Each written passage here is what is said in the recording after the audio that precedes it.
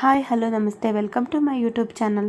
ಇವತ್ತು ನಾನು ನಿಮಗೆ 6 ತಿಂಗಳಿಂದ 1 ವರ್ಷದೊಳಗಡೆ ಇರುವಂಥ ಮಕ್ಕಳಿಗೆ ಆ್ಯಪಲ್ ಪ್ಯೂರಿ ಮಾಡಿಕೊಡೋದು ಹೇಗೆ ಅಂತ ತೋರಿಸ್ಕೊಡ್ತೀನಿ.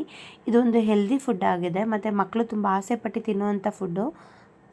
ಇನ್ನೊಂದು ಬೇಗನೆ ಆಗುತ್ತೆ. ಇದನ್ನು ಹೇಗೆ ಮಾಡೋದು ಅಂತ ನಾನು ನಿಮಗೆ ತೋರಿಸ್ಕೊಡ್ತೀನಿ. ಓಕೆ, ಹಾಗಾದರೆ ಇವಾಗ ಶುರು ಮಾಡೋಣ. ಮೊದಲಿಗೆ ನಾನೊಂದು ಆ್ಯಪಲ್ನ ತೊಗೊಂಡಿದ್ದೀನಿ. ಇದು ಆ್ಯಪಲ್ನ ವಾಶ್ ಮಾಡಿಬಿಟ್ಟು ಅದ್ರ ಸಿಪ್ಪೆ ಎಲ್ಲ ನೀಟಾಗಿ ತೆಗಿಬೇಕಾಗತ್ತೆ. ತೆಗೆದುಬಿಟ್ಟು ಒಂದು ಪ್ಲೇಟಲ್ಲಿ ಇಟ್ಕೋಬೇಕು.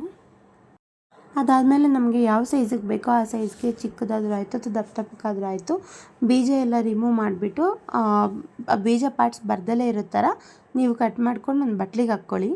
ನಾನು ಇಲ್ಲಿ ದೊಡ್ಡದಾಗಿ ಕಟ್ ಮಾಡ್ಕೊಂಡಿದ್ದೀನಿ. ಆಮೇಲೆ ನಾನು ಬಾಕ್ಸಿಗೆ ಹಾಕ್ಕೋಬೇಕಾದ್ರೆ ಚಿಕ್ಕದಾಗಿ ನಾನು ಕಟ್ ಮಾಡ್ಕೊಳ್ತೀನಿ. ಇವಾಗ ಎಮರ್ಜೆನ್ಸಿ ನಾನು ಈ ಥರ ಕಟ್ ಮಾಡ್ಕೊಳ್ತಾ ಇದ್ದೀನಿ. ಇದನ್ನೆಲ್ಲ ಕಟ್ ಮಾಡ್ಕೊಂಡಿದ್ದಾದಮೇಲೆ ಒಂದು ಬಟ್ಲಿಗೆ ಹಾಕ್ಕೊಬೇಕು.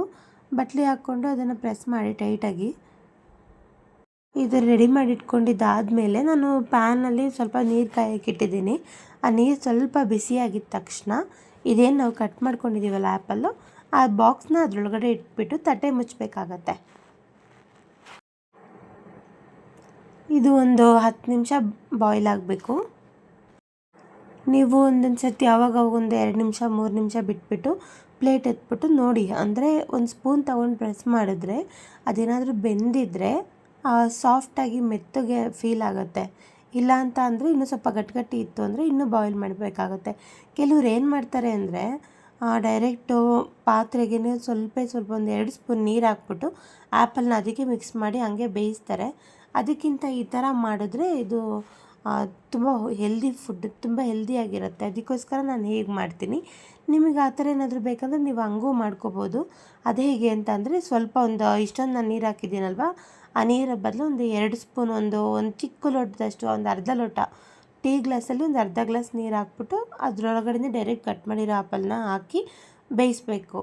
ಸೇಮೇ ಮೆತ್ತು ಆಗೋವರೆಗೂ ಬೇಯಿಸ್ಬೇಕು. ಅದಾದಮೇಲೆ ಸ್ಮ್ಯಾಶ್ ಮಾಡಿಬಿಟ್ಟು ತಿನ್ನಿಸ್ಬೋದು. ಸ್ಮ್ಯಾಶ್ ಏನು ಅಂತಂದರೆ ಕೆಲವರು ಮಿಕ್ಸಿಗೆ ಹಾಕಿ ರುಬ್ತಾರೆ. ನಾನು ಮಿಕ್ಸಿಲೆಲ್ಲ ರುಬ್ಬೋದಿಲ್ಲ. ನೋಡಿ, ಇದು ಆಲ್ರೆಡಿ ಬೆಂದಿದೆ. ಸ್ಪೂನ್ ಹಾಕಿದ ತಕ್ಷಣ ಗೊತ್ತಾಗ್ತಿದೆ ಮೆತ್ತಗಾಗ್ತಿದೆ. ನೋಡಿ, ಈ ಥರ ಬೇಯಿಸ್ಕೊಂಡು ಇದನ್ನು ಸ್ಪೂನಲ್ಲಿ ನೀಟಾಗಿ ಸ್ಮ್ಯಾಶ್ ಮಾಡಬೇಕು. ಸ್ಮ್ಯಾಶ್ ಮಾಡಿದ್ರೆ ಅದು ಫುಲ್ಲು ಸಾಫ್ಟಾಗಿ ಪೇಸ್ಟ್ ಥರ ಆಗೋವರೆಗೂ ಸ್ಮ್ಯಾಶ್ ಮಾಡಬೇಕು. ಕೆಲವರು ಅದೇ ಮಿಕ್ಸಿಗೆ ಹಾಕ್ಬಿಟ್ಟು ರುಬ್ಬಿಡ್ತಾರೆ.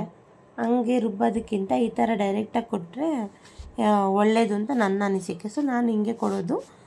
ನಿಮಗೆ ಈ ಥರ ಇಷ್ಟ ಇಲ್ಲ ಅಂತಂದರೆ ಬೇಕಾದ್ರೆ ನೀವು ಮಿಕ್ಸಿಲಿ ಹಾಕ್ಬಿಟ್ಟು ಒಂದು ಚಿಕ್ಕದಾಗಿ ಒಂದು ರೌಂಡ್ ತಿರುಗಿಸಿದ್ರೆ ಸಾಕು. ಸ್ಪೂನಲ್ಲಿ ಸಹ ಈ ಥರ ಆಗುತ್ತೆ. ಈ ಥರ ಮಾಡಿ ಕೊಡ್ಬೋದು ನೋಡಿ. ಓಕೆ, ನಿಮಗೆ ಈ ರೆಸಿಪಿ ಏನಾದರೂ ಇಷ್ಟ ಆಗಿತ್ತು ಅಂದರೆ ಲೈಕ್ ಮಾಡಿ, ಸಬ್ಸ್ಕ್ರೈಬ್ ಮಾಡ್ಕೊಳ್ಳಿ, ಶೇರ್ ಮಾಡಿ, ಹಾಗೂ ರೈಟ್ ಸೈಡಲ್ಲಿ ಕಾಣುವಂಥ ಬೆಲ್ ಬಟನ್ನ ಮೇಲೆ ಕ್ಲಿಕ್ ಮಾಡಿ ಸಪೋರ್ಟ್ ಮಾಡಿ. Thank you so much.